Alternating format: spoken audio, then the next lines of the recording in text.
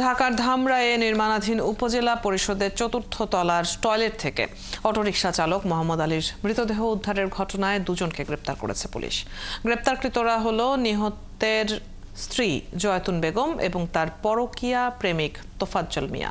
সকালে ধামরাই থানায় সংবাদ সম্মেলন করে এসব তথ্য দেয় পুলিশ জানায়, গত ২০ এপ্রিল বিকেলে খেলতে গিয়ে ধামরাই উপজেলা পরিষদের নির্মাণাধীন ভবনের চতুর্থ তলার টয়লেটে রক্তাক্ত অবস্থায় এক ব্যক্তিকে পড়ে থাকতে দেখতে পায় কয়েকটি শিশু।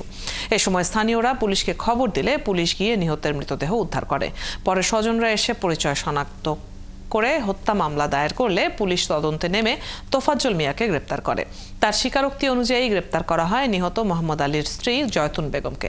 পরে তাদের হেফাজতে থাকা অবস্থায় হত্যাকাণ্ডে ব্যবহৃত ছুরি জব্দ করা হয়।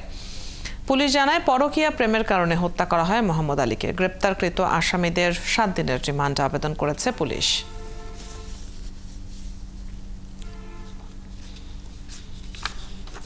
যখন তোফাজ্জলকে গ্রেপ্তার করা হলো, তার তথ্য ভিত্তিতে জয়তুনকেও গ্রেপ্তার করা হয়। 10 মিনিট পরে জয়তুনকে নিয়ে আসার পরে সেও দোষ স্বীকার করে এবং তার দেখানো জায়গা অনুযায়ী তার দোকান থেকে যে চাকু দিয়ে তাকে হত্যা করা হয়েছে সেই চাকুটা উদ্ধার করা হয়।